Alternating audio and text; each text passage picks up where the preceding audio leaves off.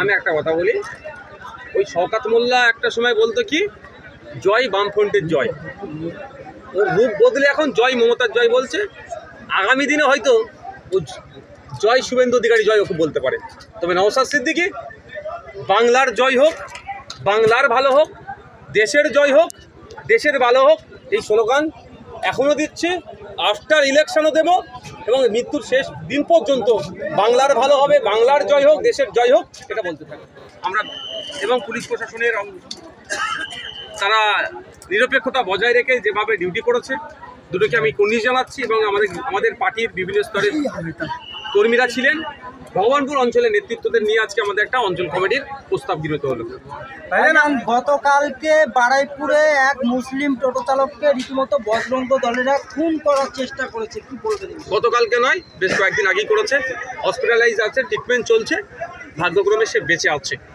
তো এটা একের পর এক ঘটনা চলে যাবে। এ রাজ্যে তো বিজেপি, অঘোষিত বিজেপি রুল চলছে, যেটা উত্তরপ্রদেশে দেখেছি সেটা এখানে হচ্ছে।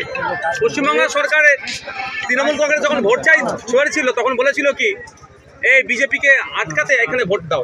আর আমরা কি দেখছি, সে বিজেপি আরএসএস বজরং নামে ধর্মীয় দলের ব্যানারে কিভাবে মুসলিমদের অত্যাচার হচ্ছে, সংখ্যালঘুদের অত্যাচার হচ্ছে। এটা বন্ধ করার দায়িত্ব মমতা ব্যানার্জিকে নিতে হবে। যদি না বন্ধ করতে পারে, আগামী 2026-এ সংখ্যালঘুরা পর্যন্ত সেই অঞ্চলে যারা বিধায়ক রয়েছে সেই আক্রান্ত পরিবারের পাশে এখনো জানি। দেখুন, এরা ভোটের সময় এসে ভয় দেখাবে আর ভোট নেবে, এটা তো তাদের কল না। মুসলিমদের ভয় দেখাতে পারলে তাহলে ভোট বেরিয়ে যাবে। ওই জন্য বিজেপির এইগুলো যারা করছে বারবার, অন্ত তাদের বিরুদ্ধে ব্যবস্থা গ্রহণ করছে না, বা সমবেদনা জানানোর জন্য বিধায়কে যাওয়ার প্রয়োজনটুকু বোধ হয়নি।